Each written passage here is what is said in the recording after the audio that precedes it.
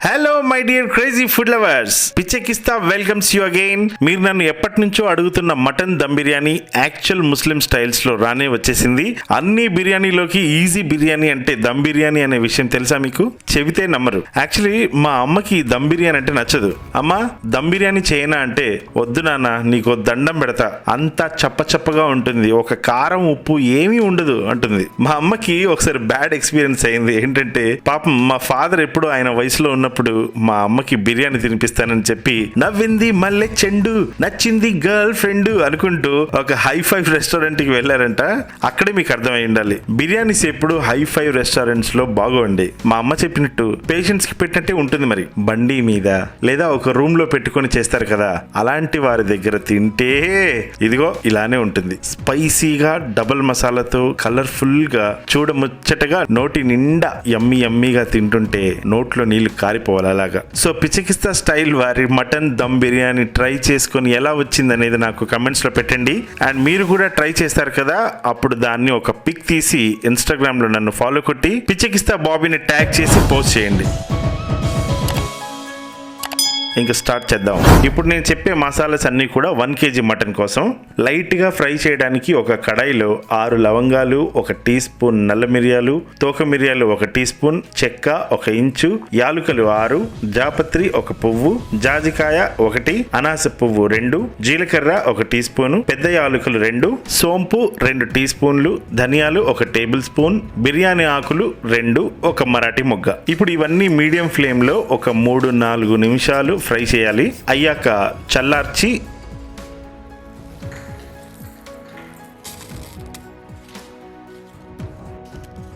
ఓం ఫట్ భీమ్ ఫట్ ఇలాగా చేసుకొని ఇప్పుడు ఒక 400 గ్రామ్స్ ఆనియన్స్ సన్నగా రౌండ్ గా కట్ చేసుకొని, 400 గ్రామ్స్ అంటే ఆల్మోస్ట్ 70-80 గ్రామ్స్ ఒకటి అనుకుంటే కూడా మీకు 5 ఉల్లిపాయలు వస్తాయి. అవి సన్నగా రౌండ్ గా కట్ చేసుకొని డీప్ ఫ్రై చేస్తున్నాను చూడండి.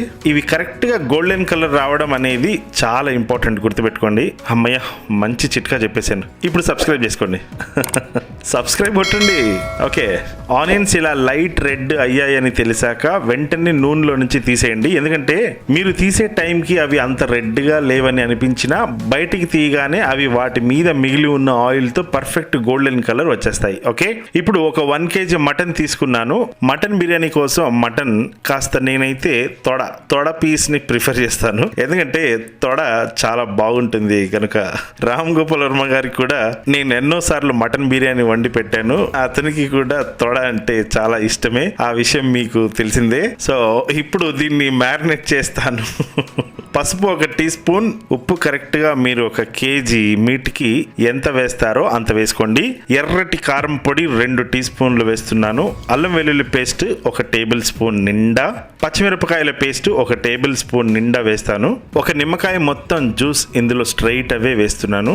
ఇందాక గ్రైండ్ చేసి పెట్టుకున్న మసాలాల నుంచి 1 టీ స్పూన్ అంత మసాలా పక్కకు తీస్తున్నాను. ఎందుకో మళ్ళీ చెప్తాను. ఇప్పుడు ఈ మసాలా మొత్తం ఇందులో వేసేసి, ఇందాక ఆనియన్స్ ఫ్రై చేసిన ఆయిల్ ఉంది కదా, అదొక 4 టేబుల్ స్పూన్ ఇందులో వేసి చేత్తో శుభ్రంగా ఒక పావు గంట కలిపేసి, ఒక 1/2 కప్ పుదీనా, ఒక 1/2 కప్ కొత్తిమీర వేసి, ఇందాక గోల్డ్ ఆనియన్స్ ఫ్రై చేశాను కదా, చూడండి ఎంత క్రిస్పీగా ఉన్నాయో. ఈ క్రిస్పీ ఆనియన్స్ ఒక 1/2 కప్ వేసుకోండి, అంతకంటే ఎక్కువ వేసుకోవద్దు. ఎందుకంటే బిర్యానీ డబల్ మసాలా కాస్త ట్రిపుల్ చపుల్ పంచబుల్ అయితే కష్టం అనమాట. ఇలా వేసుకున్నాక ఇలా కాస్త సినిమాలో జయప్రకాష్ గారు అంటారు కదా, పిసికి సంపుత బిడ్డ అని, అలా ఈ పొటేలు ఆల్రెడీ స్వర్గీయురాలు అయింది కాబట్టి పిసకడం ఒకటే మిగిలింది. కాబట్టి హ్యాపీగా పావు గంట పిసుక్కోండి. సారీ, ఐ మీన్ మసాజ్ చేయమంటున్నానండి. ఏం మాట్లాడినా అన్ని తప్పర్థాలే తీసుకుంటారు. చచా, ఏమిటో ఈ పాడులోకం. ఇప్పుడు 100 గ్రాములు పెరుగు అంటే 1 కప్పు నిండా. స్వీట్ పెరుగైనా పులిసిపోయిన పెరుగైనా నో ప్రాబ్లం, కానీ గుర్తుపెట్టుకోండి, పెరుగు ఎక్కువ వేస్తే రచ్చ రంబోలు అయిపోతుంది. బిర్యానీ మొత్తం ముద్ద ముద్దగా, మసాలా మొత్తం ముద్ద ముద్దగా విడివిడిగా రాదు. ఓకే, నన్ను నమ్మండి. ఇది ఇలా వేసి పెరుగు రవ్వల్లాగా లేకుండా మొత్తం కలిసిపోయేలాగా కలిపేసి ఏం చేయాలి, ఈ గ్యాప్ లో కింద ఉన్న ఇన్స్టాగ్రామ్ ని ఫాలో కొట్టేసి వచ్చేయాలి.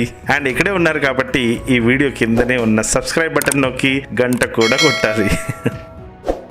సో ఇప్పుడు ఇలా శుభ్రంగా మ్యారినేట్ చేసి పెట్టిన మటన్ ని ఒక 2 hours వదిలేయండి. ఫ్రిడ్జ్ లో అవసరం లేదు, మామూలుగానే పెట్టండి చాలు. ఇప్పుడు బిర్యానీ వండాల్సిన ఒక పాత్ర, హండి, గిన్నె ఇంకేదైనా ఓకే. దీంట్లో ఒక టీ స్పూన్ బర్రె నెయ్యిని అడుగున మొత్తం ఇలా అప్లై చేసుకోవాలి. ఇలా నాలాగా నైస్ గా ఏం చేయాల్సిన అవసరం లేదు. చేతిలో వేసుకొని బర్రా అని రుద్దేసుకొని అప్లై చేయడం అయిపోయాక మనం వేసుకున్న ప్యాంటుకి రుద్దేసుకుంటే సరిపోతుంది. అప్పుడు మనం నెక్స్ట్ డే బయటికి వెళ్తే వావ్ ఏం స్మెల్ వస్తుంది వీడి దగ్గర అని అనుకుంటారు. కాబట్టి అది మనకు ప్లస్ పాయింట్.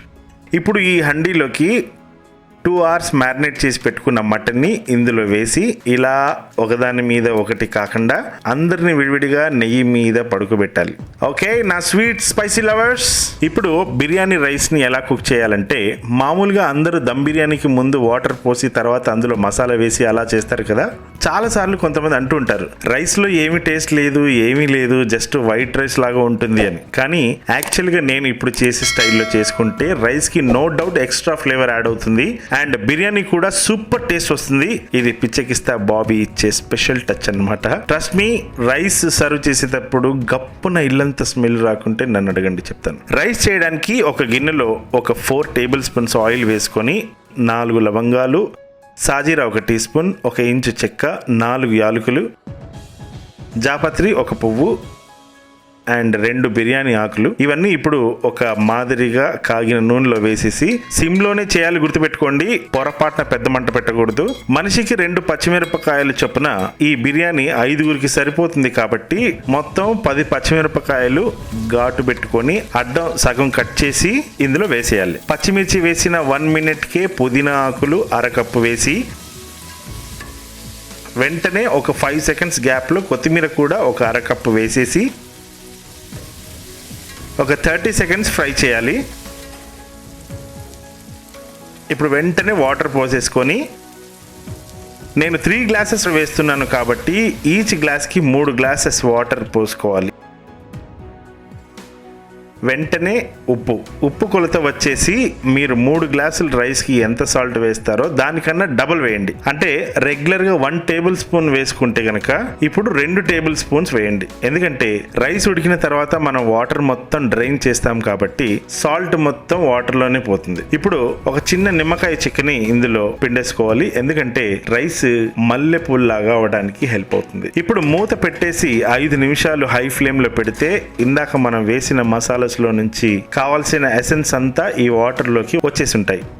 1 hour నానబెట్టుకున్న బాస్మతి రైస్ ని, ఏ కంపెనీ బాస్మతి రైస్ అని అడగండి, నేనైతే డీమార్ట్ లో కొంటాను, ప్రామిస్ గా 92 rupees 1 kg. ఓకే, సో ఈ హాట్ వాటర్ లో వేసేసి ఇక మూత పెట్టకుండా అలా ఉడకనివ్వాలి.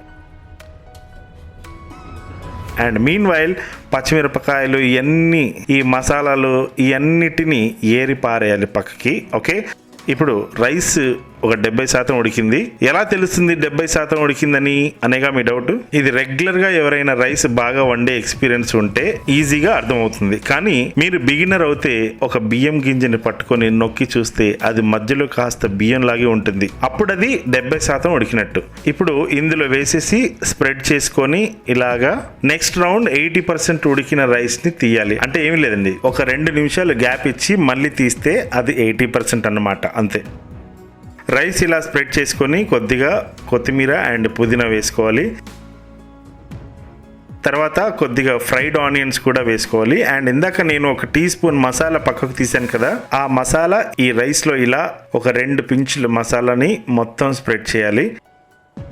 ఇప్పుడు ఈ గ్యాప్లో మళ్ళీ ఒక 2 minutes గ్యాప్ వచ్చింది కదా, అది 90% ఉడికినట్టు లెక్క. ఇప్పుడు ఆ మిగిలిన రైస్ మొత్తం ఇందులో వేసేసి మొత్తం స్ప్రెడ్ చేయాలి. ఒక 100 ml మిల్క్లో ఒక 1/2 gram కుంకుమ పువ్వు వేసి ఒక అరగంట నానబెట్టుకున్న ఈ కుంకుమ పువ్వు పాలు ఇలా స్ప్రెడ్ చేయాలి. మంచి అరోమా వచ్చేది దీంట్లో నుంచే, ఇది మాత్రం మిస్ అవ్వకండి. ఇప్పుడు కాస్త గోల్డ్ ఆనియన్స్, మళ్ళీ గరం మసాలా 2 చిటికెలు వేసేయాలి. ఇంకేముంది, సమాప్తం. ఇప్పుడు దీన్ని ఒక్కిరి బిక్కిరి చేయాలి. అదేనండి దమ్ము ఇవ్వాలి అంటున్నా.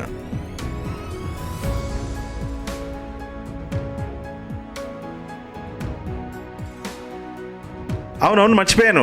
ఒక టేబుల్ స్పూన్ నెయ్యి కూడా వేసుకోవాలండి. ముద్దలుగానే వేసుకోవాలి, ఎందుకంటే వేడికి నెమ్మదిగా ఎక్కువ రైస్ ని కవర్ చేస్తుంది, దానికి ఉన్న యమ్మినెస్ ని. ఇప్పుడు దమ్ ఇవ్వడానికి మూతకి చుట్టూరా గోధుమ పిండిని చపాతీలాగా కాకుండా కొద్దిగా పలుచగా కలిపి ఈ మూతకి ఒక వేలి మందం కంప్లీట్ గా, వేలు అంటే మీ వేలు కాదు, నా వేలు చూసారు కదా ఎలా ఉందో. నా వేలు మందం కంప్లీట్ గా చుట్టేయండి. కొద్దిగా బరువు వేసి అలా ప్రెస్ చేసి దీని మీద ఒక 5 కేజీలు ఏదైనా బరువు పెట్టండి. మీ ఇంట్లో ఎంటీ సిలిండర్ ఉంటే అది సూపర్. డైరెక్ట్ స్టవ్ మీద హై ఫ్లేమ్ లో గట్టిగా ఒక 5 మినిట్స్ పెట్టాలి. తర్వాత మన పాత చపాతీ పెన్నం ఏదైనా ఉంటే స్టవ్ మీద పెట్టేసి ఆ గిన్నెని ఆ పెన్నం మీద పెట్టేసి హై ఫ్లేమ్ లో 5 నిమిషాలు, లో ఫ్లేమ్ లో 20 నిమిషాలు. లో ఫ్లేమ్ అంటే ఇంకా సిమ్ లో అన్నమాట. అలా పెట్టేసి స్టవ్ ఆఫ్ చేసి మరొక 15 నిమిషాల తర్వాత మూత ఓపెన్ చేసి హ్యాపీగా వడ్డించుకొని తినేయండి. ఇంకేముంది. కానీ బిర్యానీ రైస్ తీసే పద్ధతి ఒకటి ఉంటుంది, అది మాత్రం మిస్ అవ్వకండి. చూడండి, ఆహా, మటన్ బిర్యానీ. వావ్, గుమగుమలాడే మటన్ దమ్ బిర్యానీ. రైస్ చూసారా ఎలా ఉందో. మల్లె పూల వాన వాన వాన వాన. చూస్తుంటేనే నోట్లో నీళ్లు సునామీలాగా వస్తున్నాయి కదా. మటన్ ముక్కలు ఎంత సాఫ్ట్గా అయ్యాయంటే బాబోయ్, ఆ రైస్ ఊగటం చూసారా, ఆ మసాలా పిచ్చెక్కిస్తా చెయ్యా మజాకా. ఈ మటన్ బిర్యానీ ఏదైనా ఎత్తైన ప్లేస్లో ఫుల్ గ్రీనరీలో కూర్చొని తింటుంటే ఎలా ఉంటుందో ఒకసారి ఆలోచించండి. అప్పుడు ఈ పాట పక్కన పెట్టుకొని నీలి నీలి ఆకాశం ఇద్దామనుకున్నా, మబ్బులు నిన్నే కమ్మేస్తాయని మానేస్తూ ఉన్నా, నెలవంకను ఇద్దామనుకున్నా, ఓ నీ నవ్వుకి సరిపోదంటున్నా, నువ్వే నడిచేటి తీరుకే తారలు మొలిచాయి నేలకే, నువ్వే వదిలేటి శ్వాసకే గాలులు బ్రతికాయి చూడవే, ఇంత గొప్ప అందగత్తెకేమి ఇవ్వని.